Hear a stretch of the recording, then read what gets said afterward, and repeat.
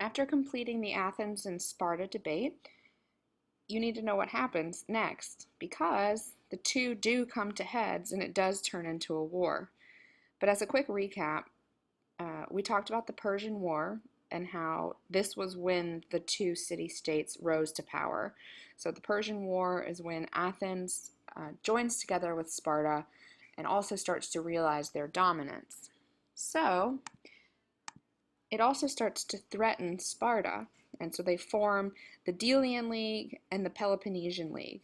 So you want to make sure that you understand that they valued alliances. And the Delian League, led by Athens, uh, formed together with all of these other city-states that were located along the coast and had similar governments, similar cultures to Sparta, whereas Sparta joined together with other people and encouraged oligarchy form of government and people that didn't trade as much.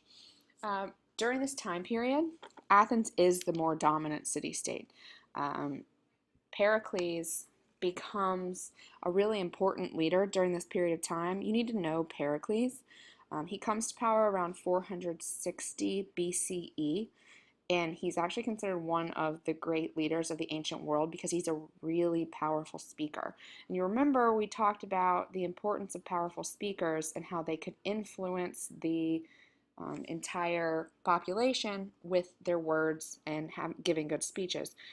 Pericles' three goals when he came to power that he actually follows through with were to strengthen democracy in Athens, to expand the power of Athens abroad, and then create some kind of an empire, and then also to beautify the city. As you heard in your debate today, beautification of the city and having arts and culture was really important goal to Athens. Because of his great speaking abilities, he often gets his way and people follow through. One of the first things he does is strengthen democracy. Here you see an image of democracy because it's all the people sitting around listening to Pericles. Again, in this picture, we're supposed to assume they're discussing governments. He believed that all male citizens, no matter if they were rich or poor, should have a part in the government. He gave a salary to people who held public office because if you think about it, normally poor people wouldn't be able to be part of a government because they would have to be working. If they weren't paid to be in the government, they wouldn't be able to leave the jobs that provided food for them to join the government. So now, for the first time, poor people can actually have a role. So an elected position in an assembly that they wouldn't have been able to have before. Um, the assembly meets several times a month, and they have at least 6,000 people have to be present in order for them to vote. So 6,000 people is a lot of people, and in order for them to take a legitimate vote, they needed 6,000 of them there. And this is, again, a direct democracy because a large number of citizens took part in the day-to-day affairs of the government. Pericles believed, and it's a quote, "We alone regard a man who takes no interest in public affairs not as harmless, but as a useless character." So, it's really important that you remember Pericles was one of the reasons that Athens was able to have a strong democracy. Pericles' next goal was to expand the empire. Again, you see the yellow here. Athens is circled, and the yellow is the Delian League. The reason that it's called the Delian League is because Delos is another city-state located here, and it was in Delos that they would keep their money. Athens takes control of the navy, and therefore takes control of the entire Delian League, and they are able to strengthen and have a strong navy in the Delian League. Other city-states provided dues, and some city-states that you see listed here in the yellow region provide troops and ships. Pericles uses the money provided from the dues to continue building a strong navy of over 300 warships, and soon this begins to threaten Sparta because they're treating their alliances more like conquered territories, less and not as much as allies. This is going to lead Sparta to strengthening the Peloponnesian League.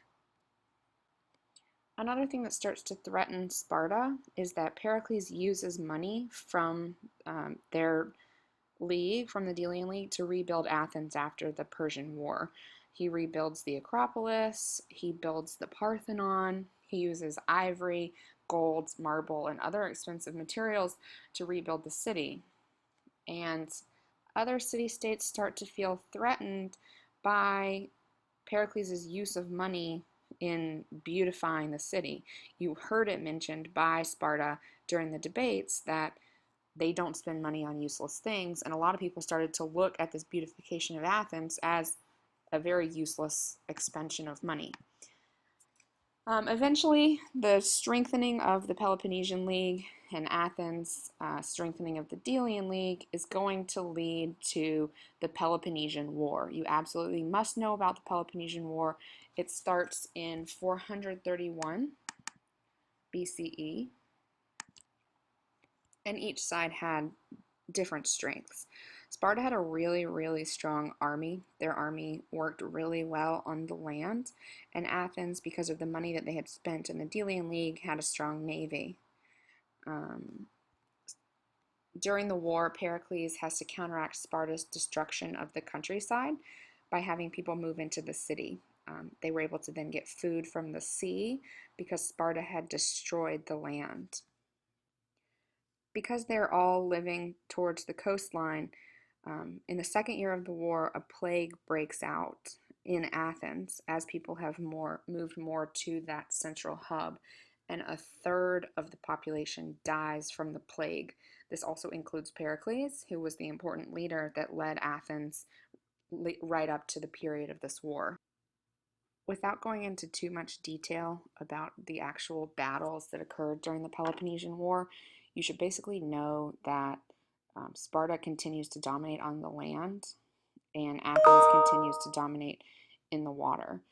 Athens attacks another city-state and is able to cut off sea routes to Sparta, but what eventually benefits Sparta is that Persia helps Sparta with its navy, and that Sparta is then able to capture the Athenian navy, and ultimately Athens has to surrender in 404 BCE, so the Peloponnesian War was won by the Spartans. Though it's exciting for the Spartans that they won the Peloponnesian War, you need to know about the impact. The impact is much more important than who won the war. The war lasted for 27 years. Tons of cities, fields of crops were destroyed. Thousands died, including Athens' major leader, and there were massive economic and military losses, which ultimately led to the demise of the Greek city-states. Because as the Greek city-states were fighting in the Peloponnesian War, King Philip of Macedonia had come to power just north of where the Greek city-states were located. He sees the weakened Greek city-states as a sitting duck, essentially, and he looks to conquer them. By 338 BCE, so you're talking about 70-something years after the Peloponnesian War, he had conquered most of mainland Greece. This is, again, King Philip of Macedonia. He was murdered in 336, but the key person that becomes the major figure in history during this period of time that takes over is his son Alexander. So Alexander takes over as the next king of Macedonia. Alexander becomes one of the greatest figures in ancient history, so the name Pericles is the name you need to know, and then Alexander. Alexander's nickname in history is Alexander the Great because of the massive empire that he creates. He essentially unites most of the known world at the time into one empire. Alexander was only 20 years old when he came to power, but he was prepared for it because he had been tutored by the great philosopher Aristotle. Aristotle taught Alexander to appreciate Greek culture, and though he dominates the Greek city-states and is able to put down any rebellion that they attempt on Macedonia, Alexander is able to use the Greek culture to unify his entire empire. His goal is to expand east into Persia, and if you remember, the Greeks had just fought the Persian War a couple hundred years ago. So if Alexander is able to conquer Persia with the Greek city-states working together, they have a common enemy. And he's really smart because if you have a common enemy, it makes you work better together. So he kind of got what was left of the Greek city-states on his side by conquering Persia. it also helped Alexander because it added to his wealth.